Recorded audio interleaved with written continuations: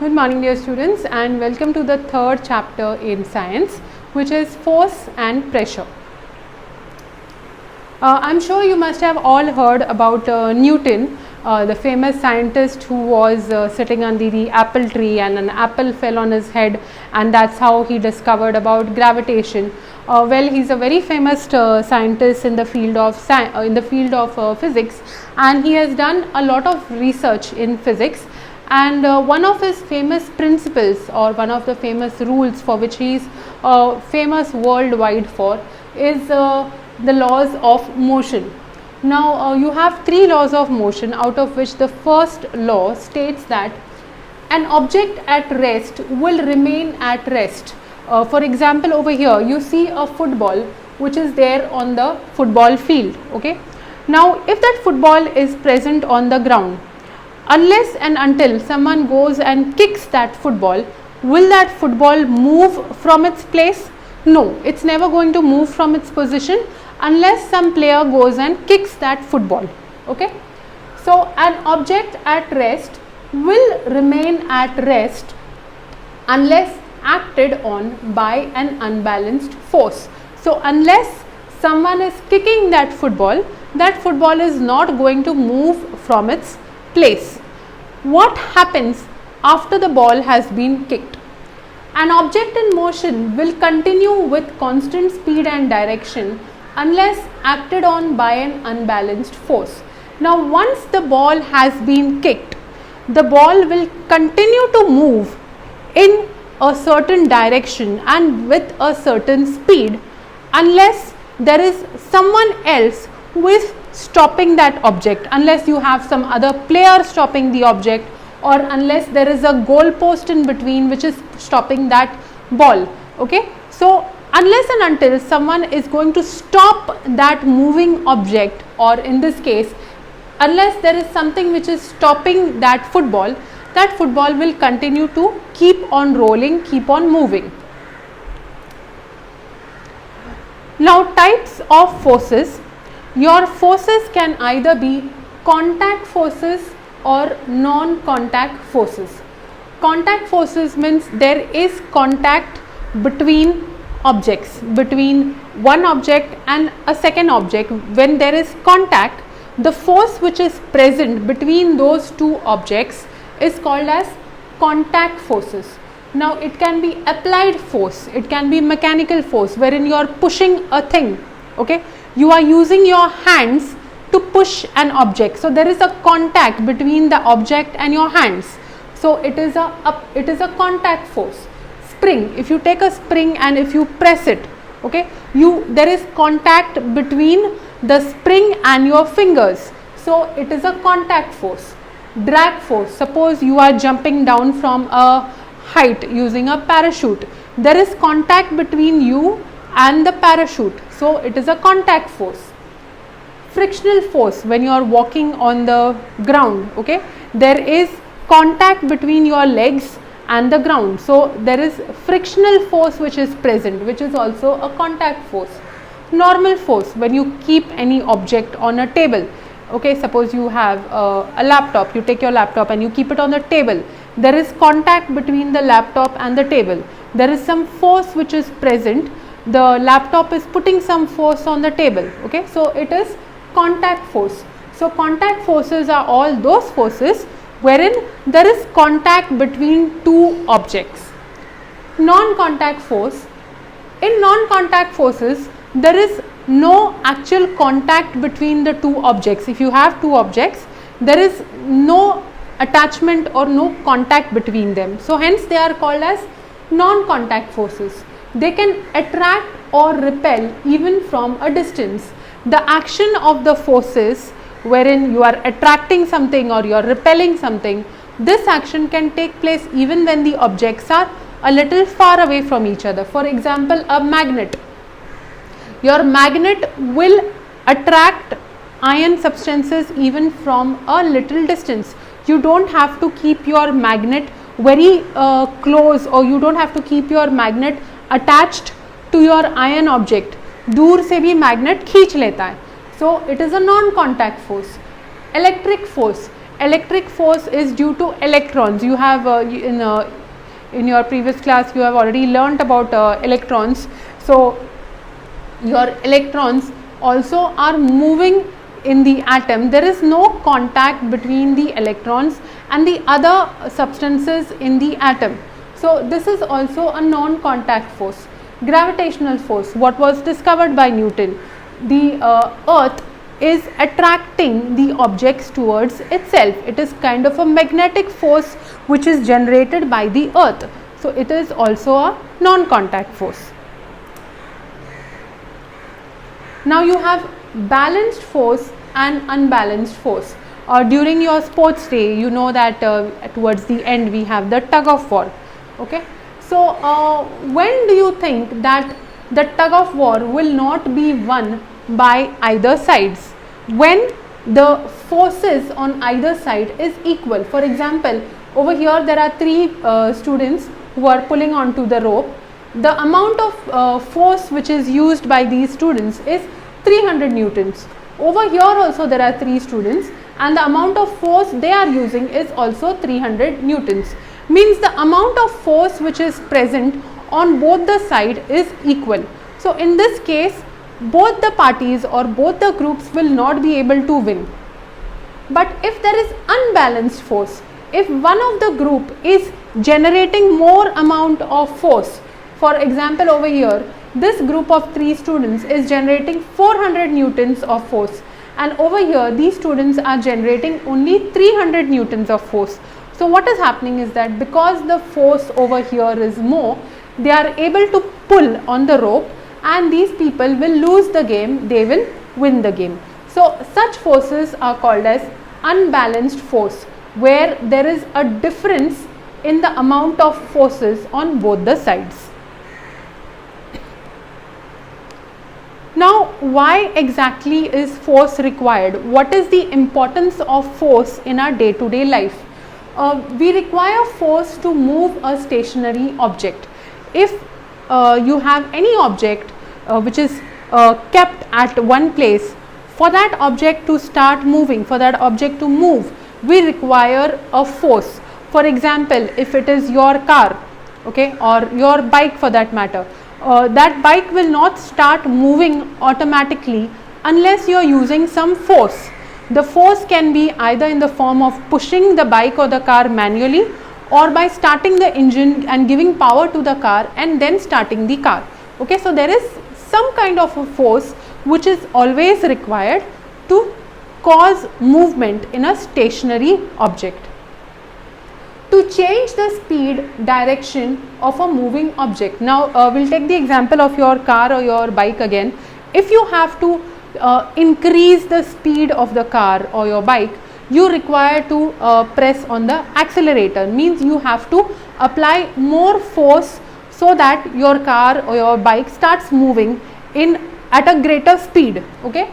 Also, if you want to change the direction of your moving object, if you are traveling in the car and if you want to take a right or a left turn in your car or in your bike, you have to change the direction either by changing the direction of the handle of your bike or by changing the direction of the steering wheel of your car. Okay. So over there also we are using force to change the direction of the object. To stop a moving object, when your object is moving continuously but you want to stop the object, for example your car or the bike again, if your car or bike is moving, if you want to stop the car or if you want to stop the bike, you have to press on the brakes. Okay. So again there is force which is required to stop the moving object. To change the shape of the object. Now how can force change the shape of the object? If you have seen videos about people making pots out of clay, you will see that when that clay which is kept on the spinning wheel, okay, the potter makes different pots and gives different shapes to that pot with the help of his hands. So he is either pushing his hands inside or is pushing his hands outside, and because of the pressure, the shape of that pot can be changed. Okay. So your force is required to move a stationary object to change the speed or to change the direction of the moving object, to stop a moving object, or to change the shape of a given object. Now, what if force is absent? What will happen if force is not present at all? The object exhibits a tendency to remain in the existing state of motion, which means if your object is stationary, if it is not moving, and if there is no force applied to it, it will not move at all. Okay? अगर एक object कहीं table पे रखा है, अगर उसको हम लोग कुछ फोर्स नहीं दे रहे तो वो ऑब्जेक्ट उधर का उधर ही पड़ा रहेगा, वो अपने आप ही मूव होके या इधर उधर कहीं नहीं जाएगा, वो ऑब्जेक्ट उधर का उधर ही रहेगा. Now, what is this thing called? Okay, and even if you have to stop an object, if an object is moving, if you do not apply force, then that object will not stop. For example, we'll take the example of your car again. If your car is moving, unless you press the brakes, your car will not stop. So, unless we use force, your moving object cannot be stopped. So, force is required to start the movement of the object and also to stop the movement of the object, and also it is required to change the direction of that moving object. What is inertia? This brings us to our next term, which is called as inertia. Inertia is the tendency of an object to remain in its existing state of motion, which means if the object is moving, it will keep on moving. If the object is stationary, it will continue to remain stationary. Or if it is going in one particular direction, it will continue to go in that direction unless externally some other force is applied. So, as I said, with no outside force, the object will never move. If this object is on a table, unless there is someone who is pushing this object, it will not move. It will continue to remain over there. With no outside forces, this object will never stop. And if this object is moving in this direction, unless I stop the object will not stop. It will continuously keep on moving. Types of inertia. Inertia, as I said, is of three types. Inertia of rest, wherein if your object is stationary, it will continue to remain stationary. It will not move by itself. Your inertia of motion, if your object is moving, it will continue to keep on moving. It will not stop unless it is forced to stop.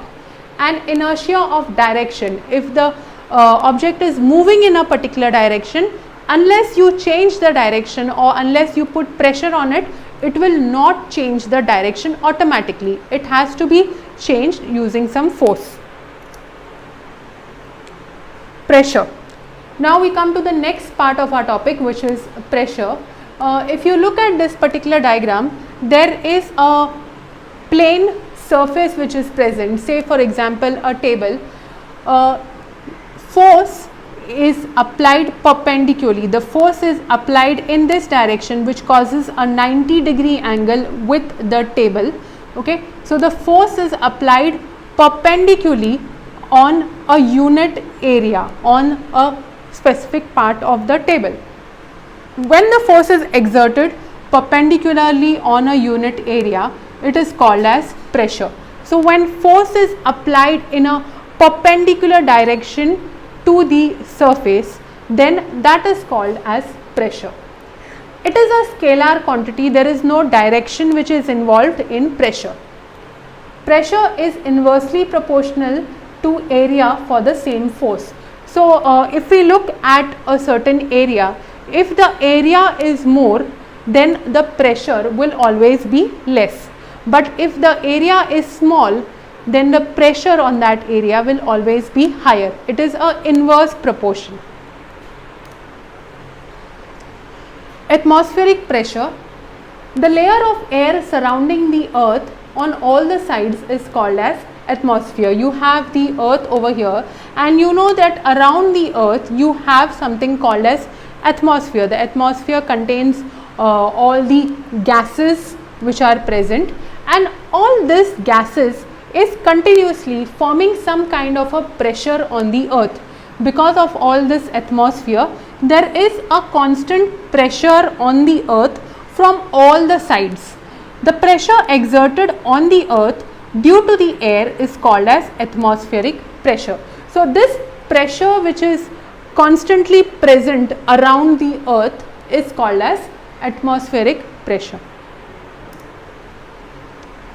Now, how do you know if an object will float in water or it will sink? Okay, looking at an object, sometimes we can easily guess if that object will float on top of water or it will sink inside the water. Now, how do we understand that in terms of physics? When the weight of the object is the same as the force, the buoyant force, which means the force which is present in the water. Water also, water is a liquid, but it also has some force. Okay, so that force is called as buoyant force. So when the weight of any object is equal to the buoyant force, in that case your object will float on water. It will not sink, it will not go inside. Okay, so the objects float when the forces are balanced, that is the weight of the object is equal to the buoyant force of the water. But when will the object sink? When your object is heavy, when the weight of the object is more as compared to the buoyant force of the water, that is when your object will sink, it will go inside the water. Objects sink when the forces are unbalanced, that is your weight, the weight of the object is more as compared to the force which is generated by water. Now we come to this great Greek scientist whose name was Archimedes. He was not only a scientist, he was also a mathematician, and Archimedes was the person who found the value of pi. We use pi in our calculation in maths. The value of pi, we use it as either 22/7 or we use it as 3.14. Archimedes was the scientist who discovered the value of pi. Now he was famous due to his work in geometry and mechanics. So he was very good in geometry, he was very good in mechanics, in physical mechanics, and he was the one who discovered not only the value of pi, but he also discovered something which is called as Archimedes principle. We will come to that. There is a very interesting story about Archimedes which I would like to share with you. Once upon a time, in the era where Archimedes was living, the king of that particular Greek place, the palace, he decided to have a special crown made for himself. Okay, he wanted that crown to be very nice, rich, elaborate and very unique. Okay, so he weighed 1 kilo gold and gave it to the goldsmith and told the goldsmith, make a crown for me out of that gold. Okay, so after a few days the goldsmith makes the crown and gives it back to the king. The king takes the crown, he looks at it, he says, wow, what a lovely crown. But when he holds the crown in his hand, he feels that the goldsmith has cheated him. He feels that the gold that he gave to the goldsmith, 1 kilo of gold, is not entirely used in the crown. Okay, उसको लगा कि जितना gold उसने वो Goldsmith को दिया है उतने का क्राउन उसने वापस बना के नहीं दिया है. So he was feeling cheated, but he did not know how to find out. Okay, at that time the technology was not that much advanced, so he could not understand how to find out. So he made an announcement in his kingdom stating that whoever is able to find out if this crown is containing the same amount of gold that I had given to the goldsmith, I will give him so much amount of reward and all that. So he made that announcement in the kingdom. Okay, so Archimedes also heard about that announcement, and he was also thinking how to find out if that gold present in that crown is exactly same as what was given to the goldsmith. He was thinking about it for a very, very long time. He was doing different experiments and he was conducting different research, but he was not able to find out any answer. Nobody else was able to find out any answer. Now in Greece you have common bathing areas, okay, like nowadays we have spas, beauty salons, spas. So like that in Greece they had this bathing areas wherein you have to pay money to the bathing area, the owner of the bathing area, and you can go and have your bath in that place, okay. So Archimedes went to this bathing area, and he went and he sat down into that the tub, the bathing tub, and when he entered the tub, the tub was full of water before he entered it, and as soon as he entered the tub, what will happen? Naturally the water from the tub will spill out, okay. Some amount of water from the tub will come out of the tub, right. So when that happened, and when he noticed that as soon as I entered the bathing tub, some amount of water came out from the tub. So when he noticed that, he understood how exactly to determine if the crown is having the same amount of gold, okay. And this when he discovered this, he started shouting Eureka, Eureka, which means I have found it, I have found it, okay. And it is said that he went running out of that bathing area without any clothes on, and many people started laughing at him and all, okay. But that apart, in the bathtub, it was the famous story wherein in the bathtub Archimedes discovered how to find out the solution to the king's problem. So what exactly did he do? The 1 kg, for example, this is a measuring cylinder which is filled up to the rim over here. If there is any more water filled, that water will start coming out, okay. So it is filled up to this level, and a 1 kg weight of a material is put into that water. As soon as that object is put into the water, some water will start coming out of the measuring cylinder, okay. And when the weight of that water is measured, Archimedes found out that this measurement of this water, the weight of this water, is exactly the same weight as the weight of the object. So if the object is of 1 kilo, then amount of water which has come out, if it was measured, it is also exactly 1 kilo. So this is the Archimedes' principle, and using this principle, the scientist, that is Archimedes, was able to tell the king that the gold which was used in the crown was the same amount or no. So that is a complete different story. You can you can find out more about this story yourself on the internet. So this was the principle which he used. Now Archimedes' principle is also used in the construction of ships and submarines. It is used in lactometers and it is used in hygrometers. The working of this you will be learning in your later classes. Okay, so this brings us to the end of this particular chapter. We will not be looking at the problems for this chapter right now in this class, because in your 10th standard these problems are discussed in details. So in your 8th standard portion we will be omitting the sums. So this is the end of this particular chapter, and I will be sending you all the notes for this chapter, and then we will be conducting a test. Okay. So till then, dear students, have a nice time and stay safe, stay happy. Bye.